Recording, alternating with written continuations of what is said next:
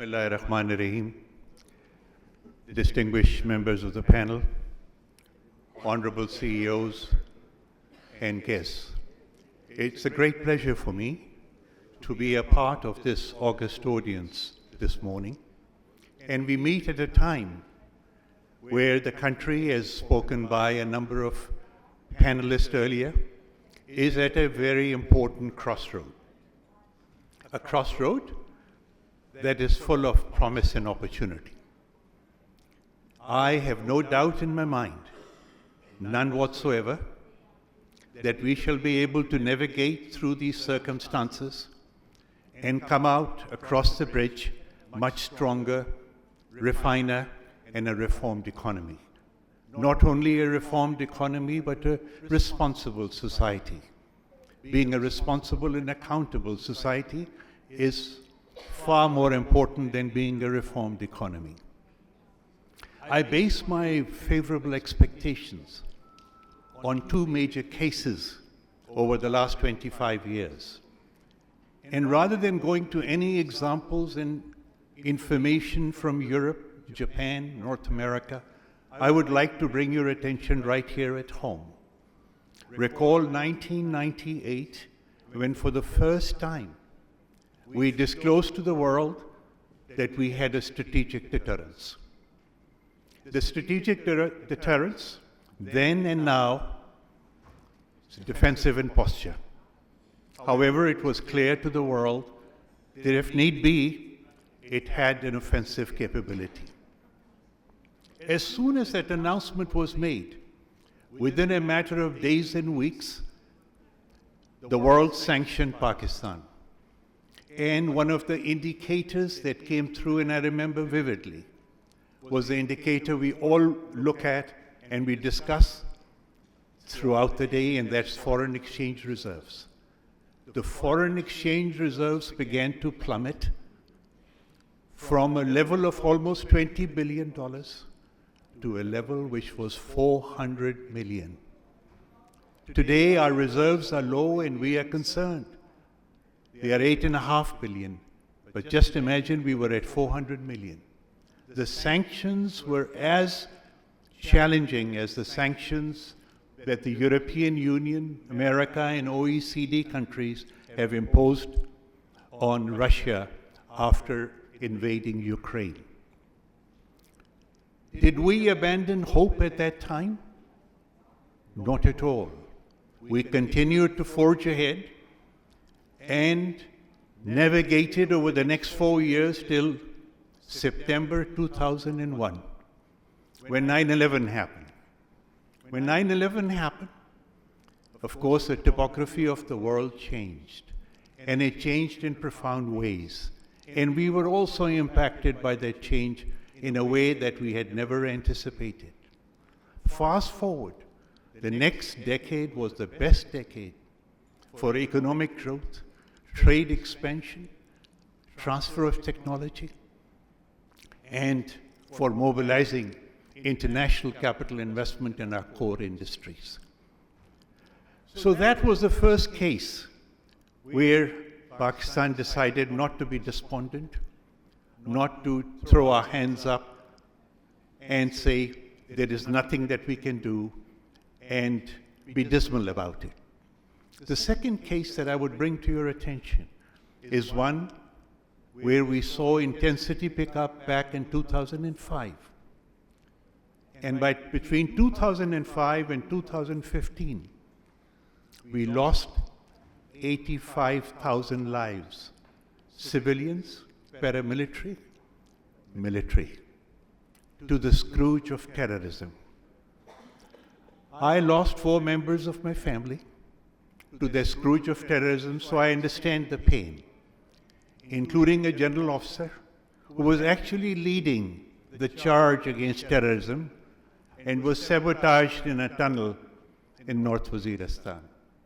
So we understand as a family, we understand what it means to try and wrestle these things to the ground and to make a difference at the end of the day.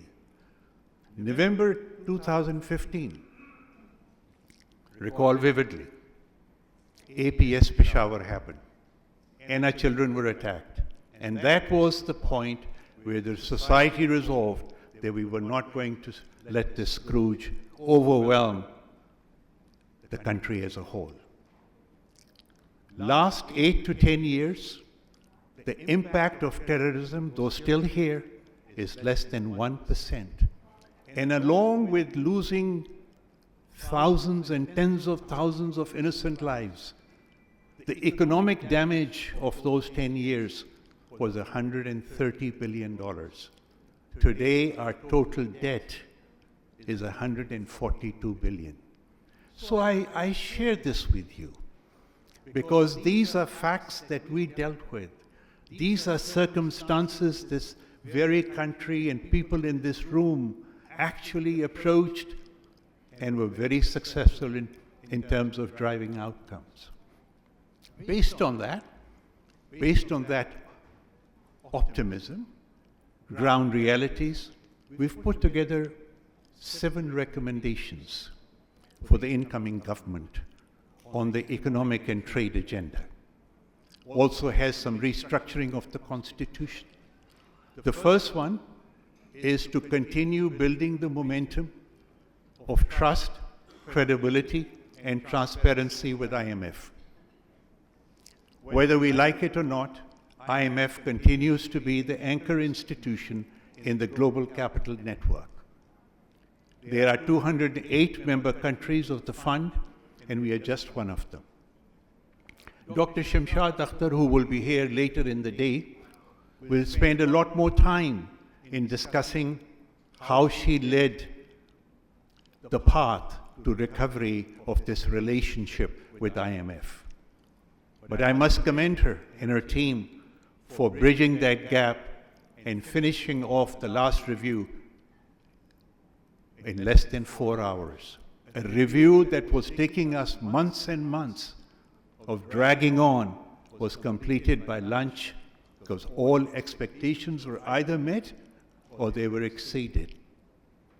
Not only that, Dr. Akhtar and her team and this very government made sure that they built the bridge for the incoming administration so that we can immediately start a program on the expiry of this on the 30th of March. Number 2, SIFC. Number of my colleagues this morning rightfully pointed out, includes Ijaz Saab, that SIFC is now an institutional framework. It is important for that institutional framework to move away from tactical issues to strategic issues. And the single most important agenda item for SIFC is the reform agenda. Economic reform agenda is by far the most important piece of initiative that needs to be put in place. Not only the agenda, design and scope, but its successful execution. Following that, we can then move across and look at the top 5 market sectors and generate interest through capital investments. Number 3 is the importance of starting a conversation with all bilateral institutions, including the Paris Club, IMF, the World Bank, the friendly countries, strategic partners like China, about rescheduling and repositioning our debt. At this level, it will be difficult to sustain servicing this level of debt, given where we are in terms of the formal side of the economy. Is that a new conversation that will take place between Pakistan and the bilateral institutions? Not at all. Those conversations have been taking place over the last 50 years. And if we travel to Europe, countries that have benefited from restructuring, realigning, and repositioning debt include Greece, Portugal, and Spain. Greece, interestingly enough, had a debt profile and a structure very similar to that of Pakistan at around 147 billion in 2012.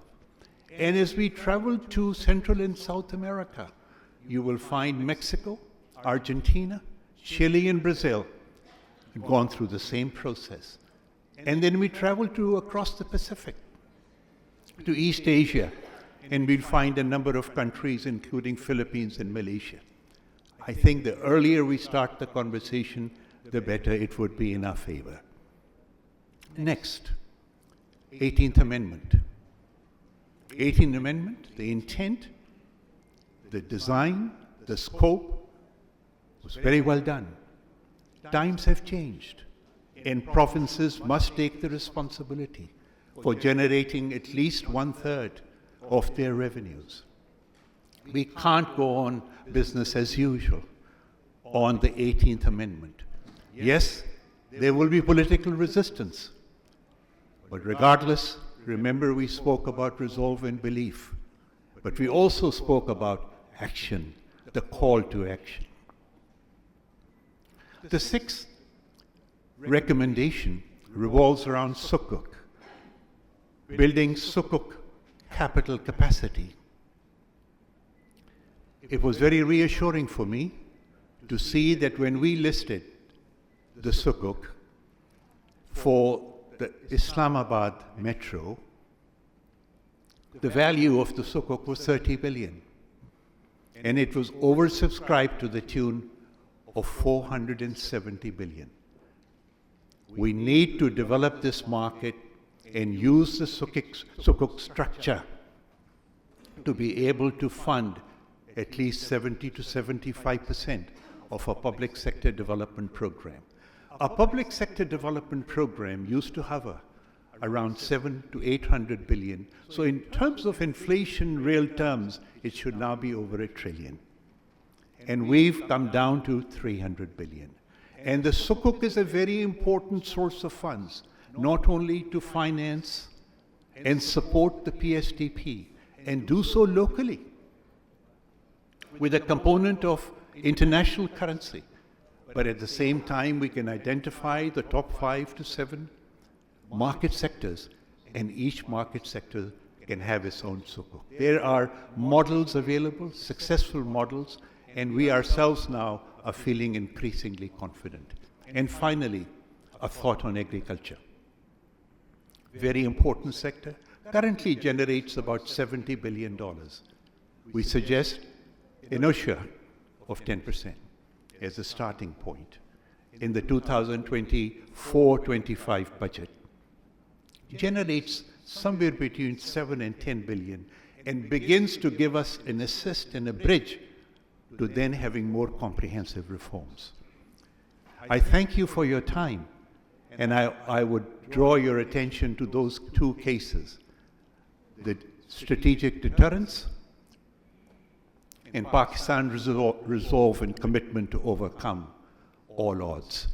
And second, the scourge of terrorism and how our nation got together, united, and defeated that. Thank you very much for your time.